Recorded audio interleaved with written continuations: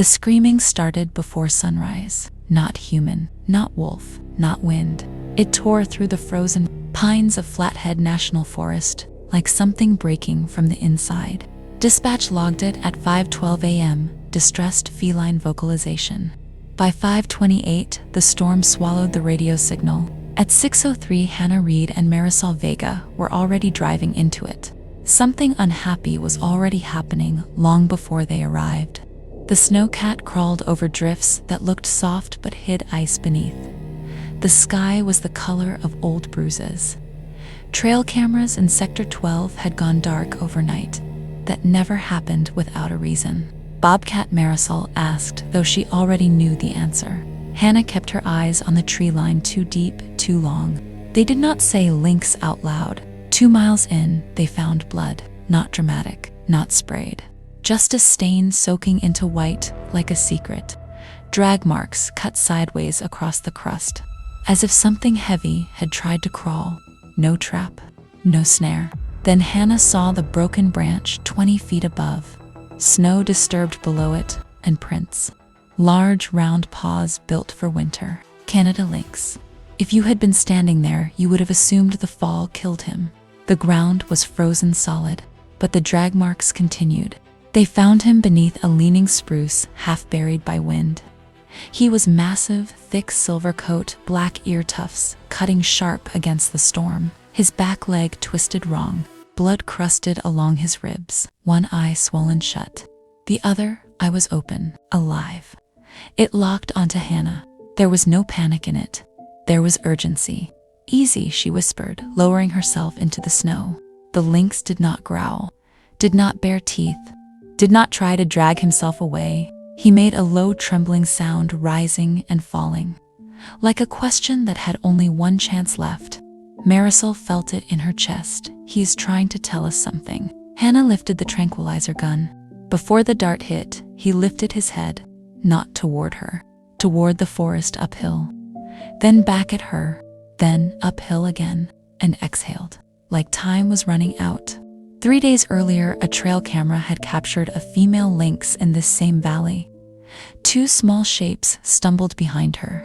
Kittens. The footage lasted 9 seconds before static swallowed it. Publicly, it was called storm interference. Privately, Hannah remembered the female was limping. The male walked behind her, guarding not leading. Now he lay broken in the snow alone.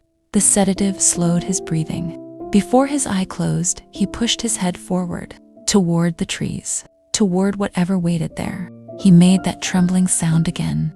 Marisol's voice cracked. He is asking for what? Hannah whispered. The wind shifted.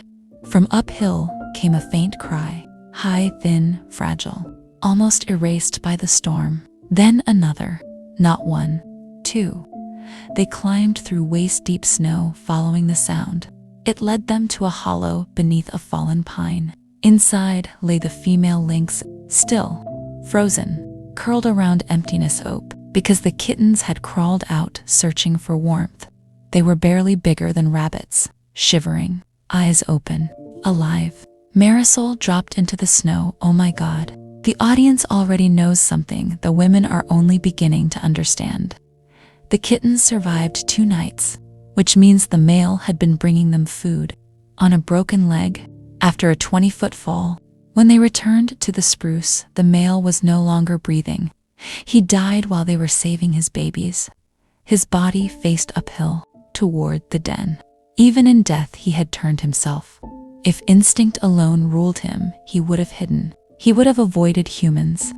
He would have conserved strength. Instead, he approached them because he had run out of options. The kittens were transported to a rehabilitation center near Kalispell. The male was buried where he fell. Official log entry: adult male lynx. But the story did not end there. Marisol pulled archived camera data.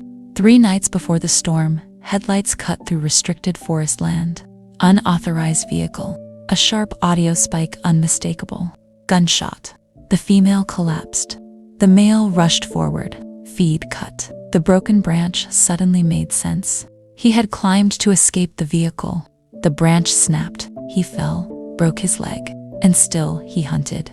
Still, he dragged snowshoe hairs through deep drifts. Still, he guarded the den entrance. Until the pain outweighed survival. He approached the women not because he was weak, but because they were the only living thing left that could help. Weeks passed. The kittens grew. Thick winter fur, silver and soft. They practiced stalking in enclosed runs. Marisol named them Cedar and Ash. Hannah refused names make it harder. But every night, she checked their enclosure twice, sometimes 3 times. One evening, Cedar stopped playing, stared beyond the fence toward distant timber. That same look, the same urgency Hannah saw in the male's single open eye. Save my babies. Authorities traced tire tracks to a modified truck registered near Whitefish. The suspect claimed he was scouting land. Ballistics placed him in the valley that night. Heavy fine. Hunting privileges revoked. No jail. Marisol cried in the parking lot. Hannah drove back into Flathead National Forest alone. She stood over the frozen earth where the male lay buried. They are alive, she said into the trees. Spring came late. Snow softened into slush. The day of release arrived at dawn. Same valley, same cold air, different light. Hannah opened the crate. For a moment, nothing moved. Then Cedar stepped out, paused, looked back, not at Marisol, at Hannah, held her gaze, long enough to make her chest tighten, then vanished into brush. Ash followed, gone. The forest swallowed them the way it always does. 3 months later, a trail camera captured 2 young lynx hunting. Healthy, strong, confident. Behind them, a third figure stood deeper in shadow, larger, watching. The timestamp flickered. Officials labeled it distortion. Hannah did not, because the posture was familiar. The way it faced the young ones, the way it stood between them and open ground. She had seen that shape before. In the snow, with one eye open, breathing shallow, choosing trust over fear. In the winter of that year in Flathead National Forest, a dying lynx did something that cannot be reduced to instinct. He walked toward humans, not to save himself, but to save what he loved. If you had heard that trembling call carried through storm wind, you would understand. It was not random. It was not coincidence. It was a message. Save my babies. And they did.